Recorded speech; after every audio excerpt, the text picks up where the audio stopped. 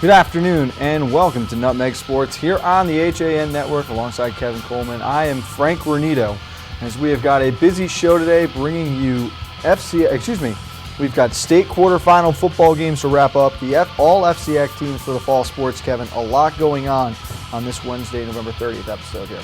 Yeah, this fall season is winding down. We've been lucky. We saw some excellent matchups, in the past week.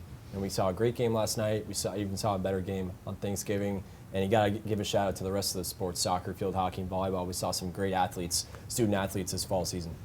And you talk about seeing some great matchups. Really, you look at last night's game between Greenwich and Darien. The stage was set for an all-time great one. You think you've got a rematch. The number one team in the state, Darien, coming in a little hobbled and beaten up after Thanksgiving.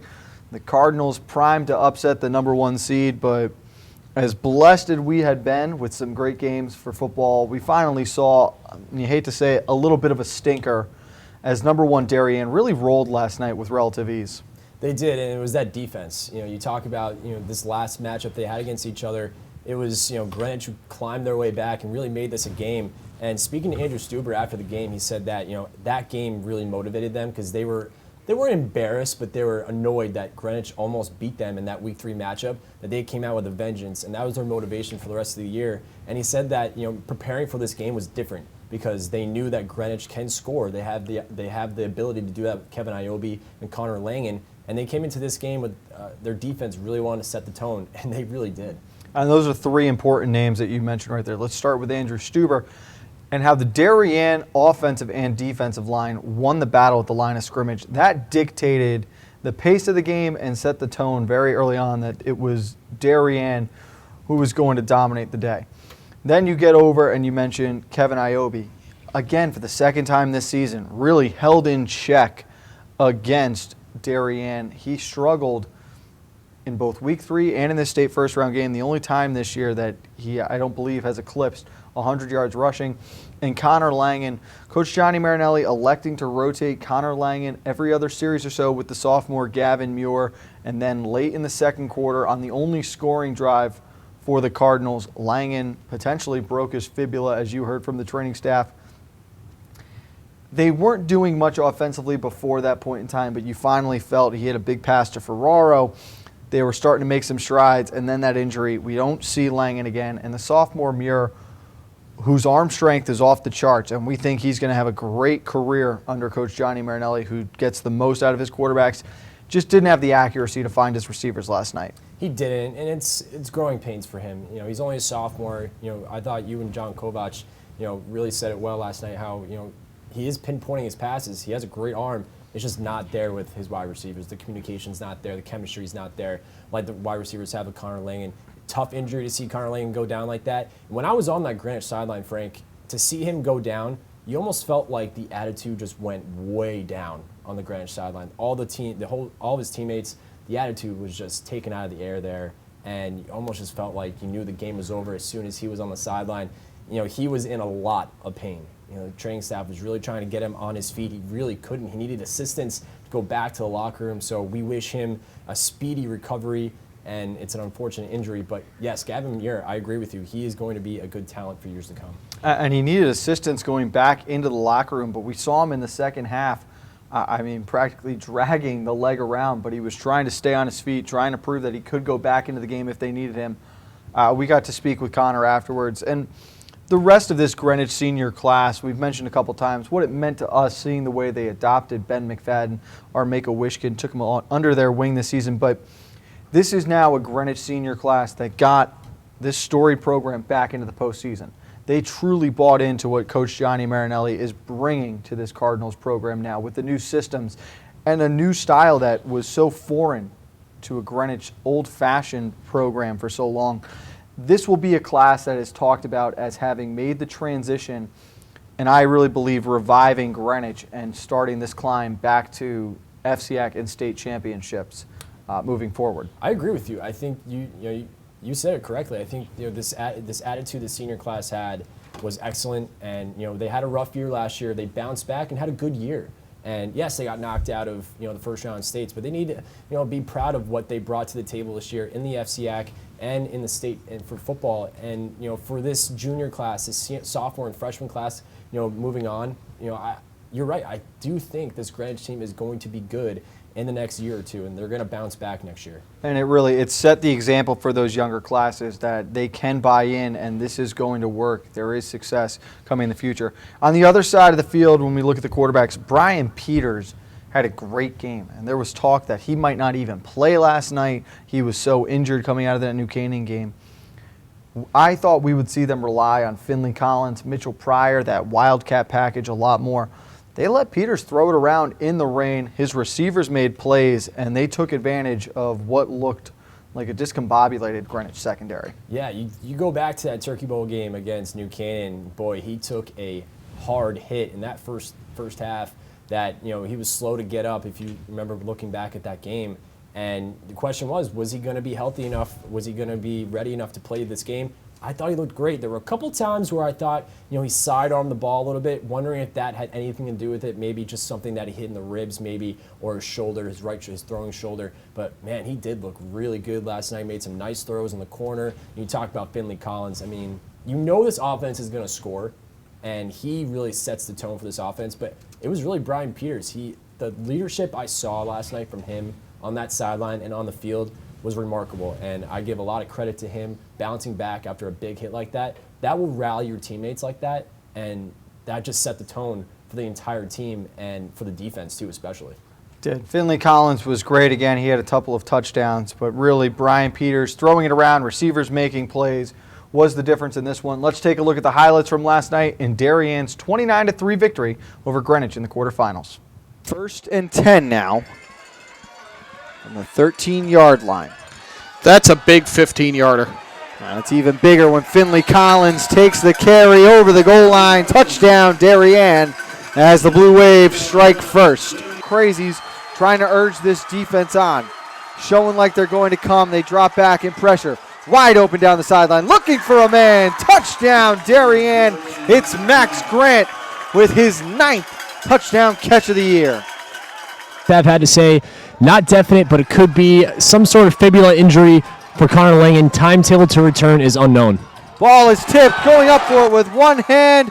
Touchdown, Darien. What a play by Nick Green. The coverage was there. Green was just positioned right. On the 5-yard line, they give to Collins one more time. Splits the hole in with ease. Touchdown, Darien. And the Blue Wave extend the lead.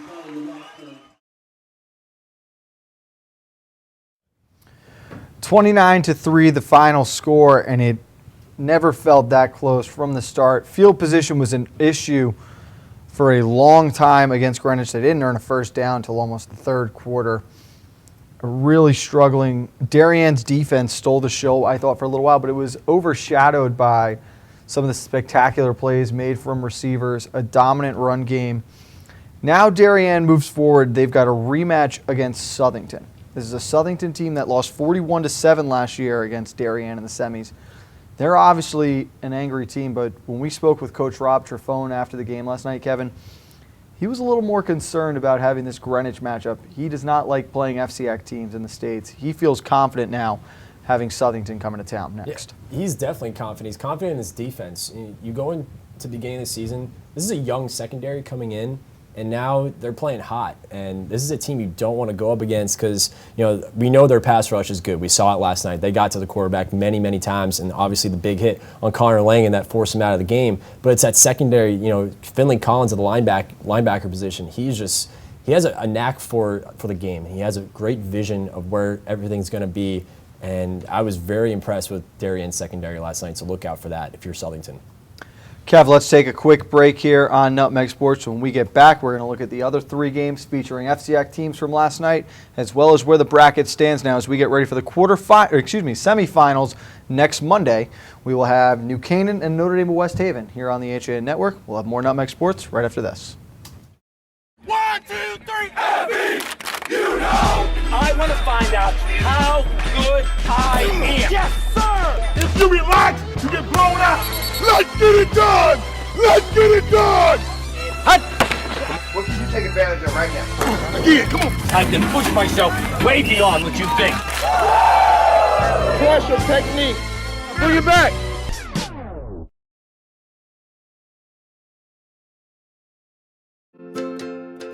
Connecticut is coming back to hometown banking. To a partner that makes small businesses feel big. Where community comes first. Where high-tech tools go hand in hand with a human touch. Where you get the know-how only neighbors can deliver. Where saving time is important too. It's time to expect more. It's time to bank well. Bank smart. Bank local. Bank well. Want a new experience in car buying? No aggravation, no confrontation, just answers to all your questions. Scap Chrysler Jeep Dodge Ram. Car buying the way you want it to be. With one of the largest selections of new 2- and 4-door Jeep Wranglers available, we are Connecticut's Wrangler headquarters. Located in Fairfield, Connecticut, we're easy to get to. Just 2.5 miles off the Merritt Parkway, exit 44 via Route 58 South. Save thousands right now at the Black Friday sales event. Ends November 30th.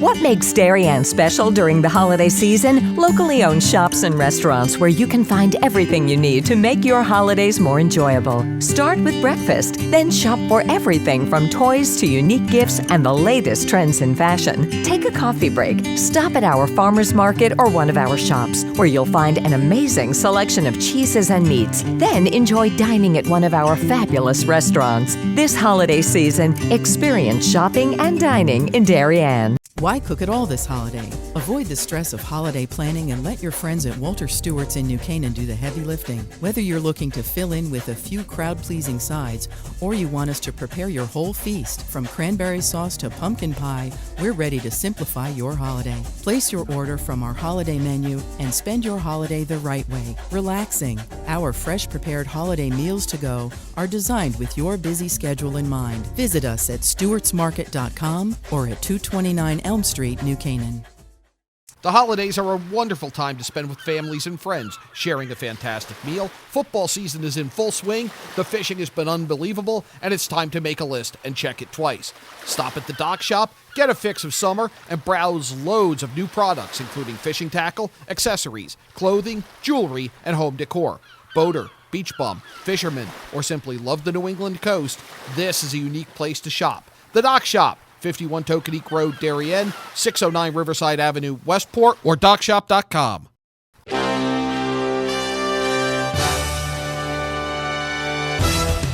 Give your day a jumpstart with the latest news, sports, weather, and more on Coffee Break, live on the HAN Network, weekdays at 11 a.m. Connecticut news doesn't get any more local than on Coffee Break. Back on Nutmeg Sports on the HAN Network, Frank Granito and Kevin Coleman in studio today. We just covered Darien and Greenwich in the 1-8 matchup out of Class L. Let's take a look now at the 2-7 game. You had West Haven, undefeated, Kevin, versus Ridgefield, who came in with an 8-2 record. And despite trailing 21-7 just 4 minutes into the second quarter, it's the Ridgefield Tigers who pull off a major upset, scoring the game's final 21 points. West Haven only had 3 possessions in the second half of this game as the Tigers knock off number 2. Your Tigers with a big win, Kevin. I was the first one to write them off. I really did not like Ridgefield in this game. And it was the big playability of West Haven that stood out to me. And you saw it early on. They scored quickly, had this big lead. But we talked about discipline issues for the Blue Devils, and it plagued them down the stretch. And give all the credit in the world to the athletes of the Tigers because they proved to be the difference in this one. How many times this season have we seen the Tigers go down early at the half and then come back and play as a totally different team in the second half? We've seen it so many times. The 2 games that I think of are the Trumbull game in week 1 and then a few weeks ago against Greenwich. You know, they were losing in that game. You almost felt like both games at half that Ridgefield wasn't going to win that game, either game. And just to see the adversity they had last night again, Coach Kevin Callahan again said he can't, the adversity, the fact that they can come back in these games and the defense steps up like it did, 3 possessions in the whole second half. It's very impressive, and this is a team that you don't want to underestimate. they can come up and sneak up behind you, and they could really surprise some teams. We mentioned last night, we could potentially see Richfield versus Darien in a championship game for the States for Class LL. And those are two FCX teams that have not met this year. They didn't play last year. And this is a Richfield team who just missed out on the playoffs last season. They felt a little bit slighted in missing the tournament, and it stood out to them. They beat Staples last season but didn't get the nod over the Wreckers. I thought this was the toughest matchup that Richfield would have. Going up to Ken Strong Stadium, that's a tough place to play against this kind of a gimmick offense with the speed and size for West Haven in the weather. But Drew Fowler, 250 yards of offense with 190 passing yards, 70 rushing yards. Shane Palmer, again, getting it done on the ground. He's been tremendous for this offense since switching to running back for the Tigers. Chris Longo and Colin Lowe, they both score touchdowns over 60 yards receiving. But you mentioned it, the defense. They surrendered points early. It's a bend, don't break mentality, and they're able to right the ship and get the win. And you mentioned those 4 names, and yes, they're big pieces to this Tigers whole team. Patrick Lang. There it is. My man. I was waiting linebacker for the Tigers. He was excellent last night, and last night, speaking, he just said that the team, came out and wanted to hit.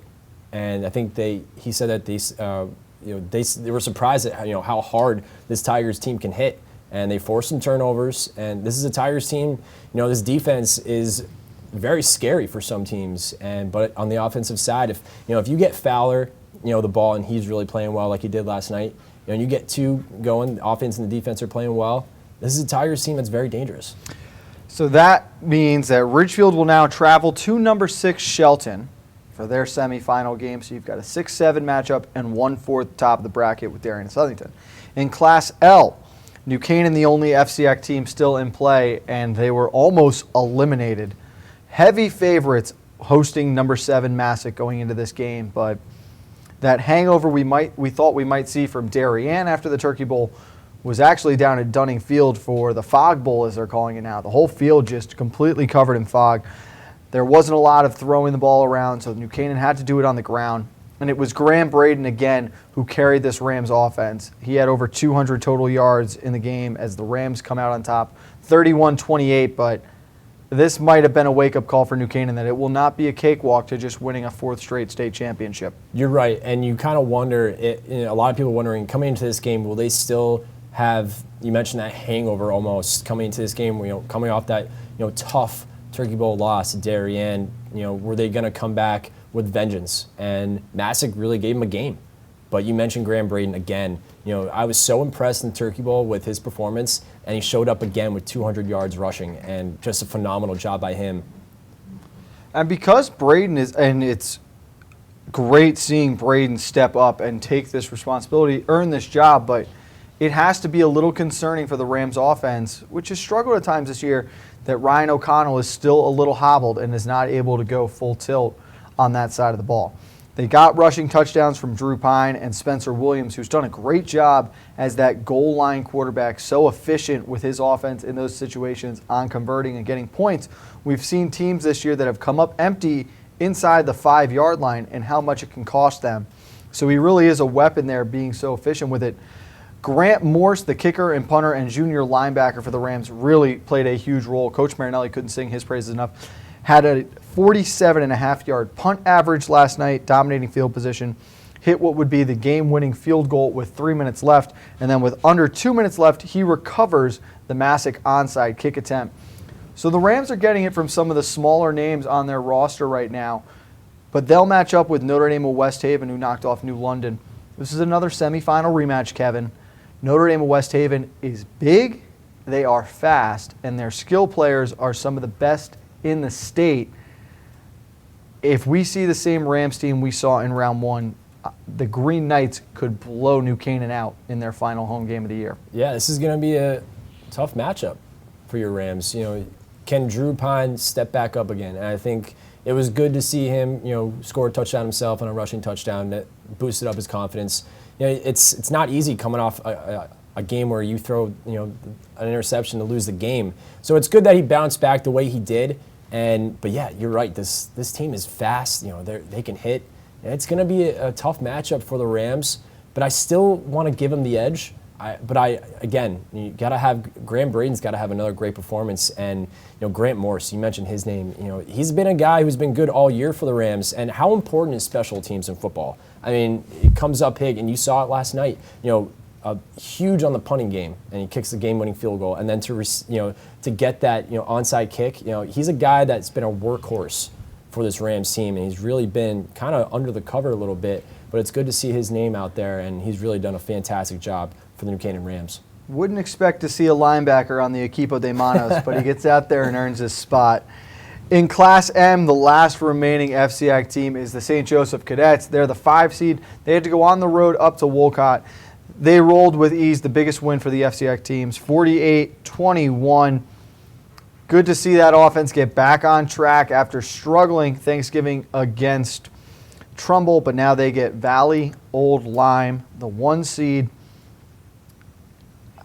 I liked that St. Joe's strayed away from trying to run the ball the way they did on Thanksgiving, and they aired it out still, get Jared Malazzi involved in the screen game, let Corey Babineau control the offense and the pace of the game.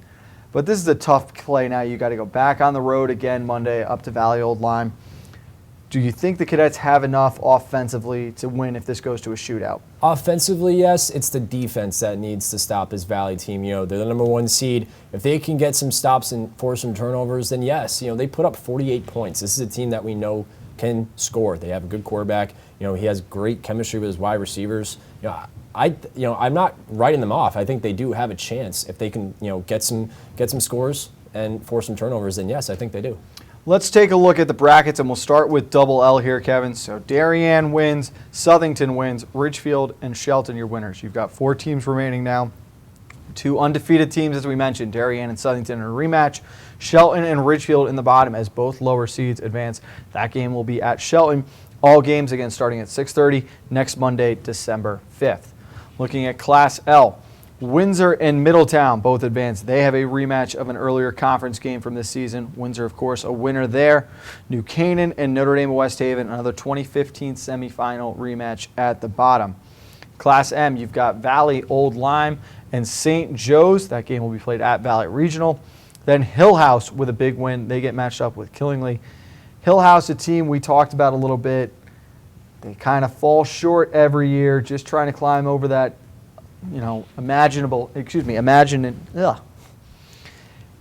trying to climb that final hill and win a championship. This could be a year.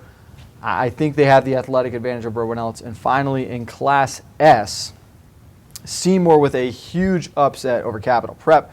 Rocky Hill, the 4 seed, wins. Ansonia rolls, and you've got Cromwell and Portland. Ansonia was up 42-0 at halftime.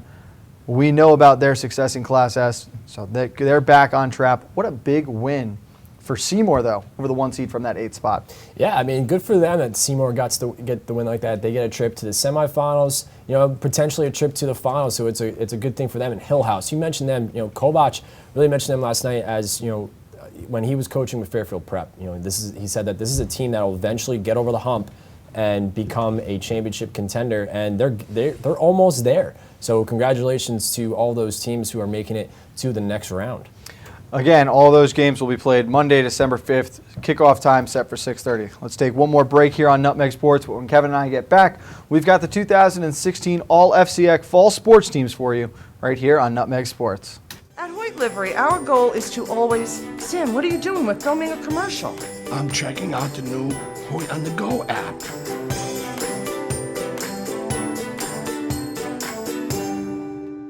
Hoyt's here!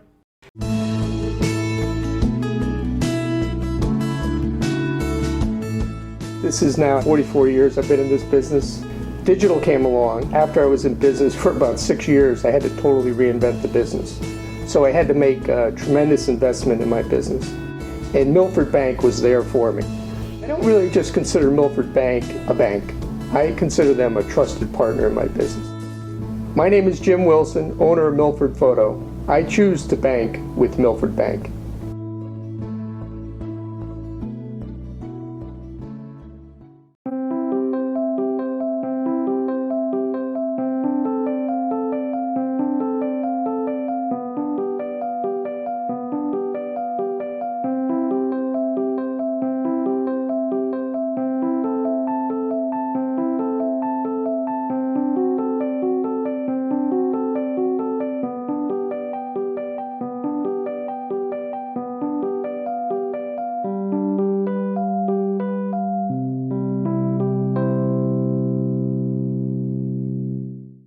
At In Sports Trumbull, the game is always on inside. Recently renovated and home to one of Connecticut's largest indoor turf fields, In Sports is a multi-sport recreation center providing state-of-the-art facilities for league play, camps, and youth programs. Sign up now for In Sports High School Passing League. These 7-on-7 teams formed by area high schools offer a great way for football players to stay sharp in the off-season.